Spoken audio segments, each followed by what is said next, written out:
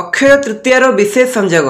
ଖାଲି ସୁନା ଚାନ୍ଦି ନୁହେଁ, ଏସବୁ କିଣିଲେ ବର୍ଷିବ ମା ଲକ୍ଷ୍ମୀଙ୍କ କୃପା, ହେବ ଧନର ବର୍ଷା। ବୈଶାଖ ମାସ ଶୁକ୍ଲପକ୍ଷ ତୃତୀୟ ତିଥିରେ ଅକ୍ଷୟ ତୃତୀୟା ପାଳନ କରାଯାଏ। ଅକ୍ଷୟ ଅର୍ଥାତ୍ ଯାହା କେବେ ଶେଷ ହୁଏ ନାହିଁ। ଅକ୍ଷୟ ତୃତୀୟା ହିନ୍ଦୁ ଧର୍ମର ଅନ୍ୟତମ ପବିତ୍ର ପର୍ବ। ଚଳିତ ବର୍ଷ ଅକ୍ଷୟ ତୃତୀୟା ଏପ୍ରିଲ 30 ତାରିଖରେ ପାଳନ କରାଯିବ। ଅକ୍ଷୟ ତୃତୀୟାକୁ ମା ଲକ୍ଷ୍ମୀଙ୍କ ଦିନ ବୋଲି ବିବେଚନା କରାଯାଏ। ସେଥିପାଇଁ ଏହି ଦିନକୁ ବହୁ ଶୁଭ ବୋଲି ବିବେଚନା କରାଯାଏ। ଅକ୍ଷୟ ତୃତୀୟା ଦିନ ଶୁଭ ଭାଗ୍ୟ ଓ ଶୁଭ ଫଳ କେବେ ବି ଖରାପ ହୋଇନଥାଏ। ଏହାକୁ ଅକ୍ଷାତୀଜ ମଧ୍ୟ କୁହାଯାଏ। ଏହି ଦିନ କରାଯାଇଥିବା କାମ ଏପରି ଶୁଭ ଫଳ ଦେଇଥାଏ ଯେ ଏହା କେବେ ବି ଶେଷ ହୁଏ ନାହିଁ। ବିଶ୍ୱାସ ରହିଛି ଯେ ଏହି ଦିନ ଜଣେ ବ୍ୟକ୍ତି ଯାହା ପୁଣ୍ୟକର୍ମ ଓ ଦାନ କରିଥାଏ ତାହାର ଶୁଭ ଫଳ 2 ଗୁଣ ମିଳିଥାଏ। ଏହି ଶୁଭ ଫଳର ପ୍ରଭାବ କେବେ ବି ଶେଷ ହୁଏ ନାହିଁ। ଅକ୍ଷୟ ତୃତୀୟା ହେଉଛି ଏକ ସ୍ୱୟଂକ୍ରିୟ ମୁହୂର୍ତ୍ତ। ଏହି ଦିନ କୌଣସି ନୂଆ କିମ୍ବା ଶୁଭ କାର୍ଯ୍ୟକୁ ଅତ୍ୟନ୍ତ ଶୁଭ ବୋଲି ବିବେଚନା କରାଯାଏ। ବିଶ୍ୱାସ କରାଯାଏ ଯେ ଅକ୍ଷୟ ତୃତୀୟା ଦିନଟି ଏତେ ଶୁଭ ହୋଇଥାଏ ଯେ ଏହି ଦିନ ଆପଣ ଯେଉଁ କାମ ଆରମ୍ଭ କରନ୍ତି ସେଥିରେ ସଫଳତା ମିଳିଥାଏ। ଏହି ଦିନ ଜପ, ତପସ୍ୟା ଓ ଦାନ କଲେ ଶ୍ରେଷ୍ଠ ଫଳ ମିଳିଥାଏ। ପୁରାଣ ଅନୁଯାୟୀ ଯୁଧିଷ୍ଠିର ଭଗବାନ ଶ୍ରୀକୃଷ୍ଣଙ୍କ ଠାରୁ ଅକ୍ଷୟ ତୃତୀୟାର ମହତ୍ତ୍ୱ ଜାଣିବାକୁ ଇଚ୍ଛା ପ୍ରକାଶ କରିଥିଲେ। ଏହି ଦିନ ସ୍ନାନ, ଜପ, ତପସ୍ୟା, ଯଜ୍ଞ, ଆତ୍ମ ଅଧ୍ୟୟନ, ପୈତୃକ ଅବହେଳା ଓ ଦାନ କରୁଥିବା ବ୍ୟକ୍ତି ଅତୁଳନୀୟ ଗୁଣର ଏକ ଅଂଶ ଅଟେ। ପ୍ରାଚୀନ କାଳରେ ସେଠାରେ ଗରିବ ଓ ବୈଶ୍ୟ ରହୁଥିଲେ। ଦେବତାମାନଙ୍କ ଉପରେ ତାଙ୍କର ବହୁତ ବିଶ୍ୱାସ ଥିଲା। ନିଜର ଦାରିଦ୍ର୍ୟକୁ ନେଇ ସେ ଖୁବ୍ ବ୍ୟଥିତ ଥିଲେ। ଦିନେ କେହି ତାଙ୍କୁ ଅକ୍ଷୟ ତୃତୀୟାର ଉପବାସ କରିବାକୁ ପରାମର୍ଶ ଦେଇଥିଲେ। ଏହି ଦିନ ସେ ଗଙ୍ଗାରେ ସ୍ନାନ କରି ଦେବଦେବୀଙ୍କୁ ବିଧିବଦ୍ଧ ଭାବେ ପୂଜାର୍ଚ୍ଚନା କରିବା ସହ ଦାନ କରିଥିଲେ। ବିଶ୍ୱାସ କରାଯାଏ ଯେ ଏହି ବୈଶ୍ୟ ପରବର୍ତ୍ତୀ ଜନ୍ମରେ କୁଶାବତୀର ରାଜା ହୋଇଥିଲେ। ଅକ୍ଷୟ ତୃତୀୟା ଦିନ ପୂଜା ଓ ଦାନର ପ୍ରଭାବ ଯୋଗୁଁ ସେ ବହୁତ ଧନୀ ଓ ମହିମାଶାଳୀ ହୋଇଥିଲେ।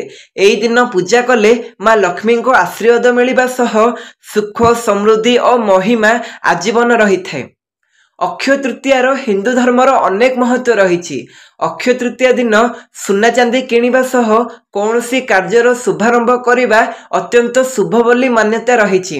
ମାନ୍ୟତା ଅନୁଯାୟୀ ଏହି ଦିନ ଜିନିଷ କିଣିବା ପାଇଁ ଶୁଭ ମୁହୂର୍ତ୍ତର ଆବଶ୍ୟକତା ନାହିଁ।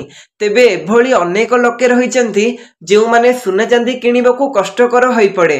ଏଥିପାଇଁ ଆଉ ଚିନ୍ତା ନାହିଁ।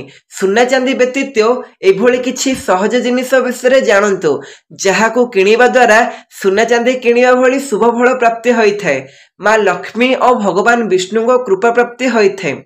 ଆର୍ଥିକ ସମସ୍ୟା ଦୂର ହେବା ସହ ଘରେ ସୁଖ ସମୃଦ୍ଧି ବୃଦ୍ଧି ହୋଇଥାଏ। ଏପ୍ରିଲ 30ରେ ଚଳିତ ବର୍ଷ ଅକ୍ଷୟ ତୃତୀୟା ପାଳନ କରାଯିବ।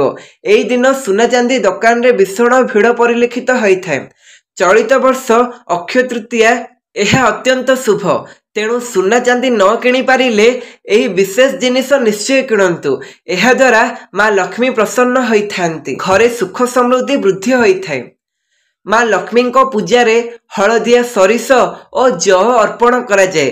ତେଣୁ ଅକ୍ଷୟ ତୃତୀୟା ଦିନ ହଳଦିଆ ସୋରିଷ ନିଶ୍ଚୟ କିଣନ୍ତୁ। ଅକ୍ଷୟ ତୃତୀୟା ଦିନ କଉଡ଼ି ନିଶ୍ଚୟ କିଣନ୍ତୁ। ଅକ୍ଷୟ ତୃତୀୟା ଦିନ ବଜାରକୁ କଉଡ଼ି କିଣି ଆଣି ମା ଲକ୍ଷ୍ମୀଙ୍କ ଚରଣରେ ଅର୍ପଣ କରନ୍ତୁ। ତା ପରଦିନ ଏହାକୁ ଲାଲ କଉଡ଼ିରେ ବାନ୍ଧି ନିଜ ଆଲମିରାରେ ରଖନ୍ତୁ। ଆର୍ଥିକ କ୍ଷେତ୍ରରେ ଲାଭବାନ ହେବେ। ଆଦୌ ଧନର ଅଭାବ ହେବ ନାହିଁ। ଅକ୍ଷୟ ତୃତୀୟା ଦିନ ମାଟିର ମାଠିଆ କିଣିପାରିବ। ଏହାଦ୍ୱାରା ମା ଲକ୍ଷ୍ମୀ ପ୍ରସନ୍ନ ହୋଇଥାନ୍ତି। ଘରେ ସୁଖ ସମୃଦ୍ଧି ବୃଦ୍ଧି ହୋଇଥାଏ। ଶଙ୍ଖ ଅକ୍ଷୟ ତୃତୀୟା ଦିନ ଭଗବାନ ବିଷ୍ଣୁ ଓ ମା ଲକ୍ଷ୍ମୀଙ୍କ ପୂଜାର୍ଚ୍ଚନା କରାଯାଏ। ଏହି ଦିନ ଦକ୍ଷିଣାବର୍ତ୍ତୀ ଶଙ୍ଖ ଭଗବାନ ବିଷ୍ଣୁଙ୍କ ଚରଣରେ ଅର୍ପଣ କରନ୍ତୁ। ଏହାଦ୍ୱାରା ମା ଲକ୍ଷ୍ମୀ ଓ ଭଗବାନଙ୍କ ବିଶେଷ କୃପା ପ୍ରାପ୍ତି ହୋଇଥାଏ। ଘରେ ସୁଖ ସମୃଦ୍ଧି ବୃଦ୍ଧି ହୋଇଥାଏ। ଶ୍ରୀଯନ୍ତ୍ର ଘରେ ଶ୍ରୀଯନ୍ତ୍ର ରଖିବା ବେଶ ଶୁଭଙ୍କର। ଶ୍ରୀଯନ୍ତ୍ର କିଣିବା ପାଇଁ ଅକ୍ଷୟ ତୃତୀୟା ଦିନ ଖୁବ୍ ଶୁଭ। ତେଣୁ ଏହି ଦିନ ଶ୍ରୀଯନ୍ତ୍ର କିଣି ଘରେ ପୂଜାର୍ଚ୍ଚନା କରନ୍ତୁ। ଏହାଦ୍ୱାରା ଘରେ ସର୍ବଦା ମା ଲକ୍ଷ୍ମୀ ଭଗବାନ ବିଷ୍ଣୁଙ୍କ ବାସ ହୋଇଥାଏ।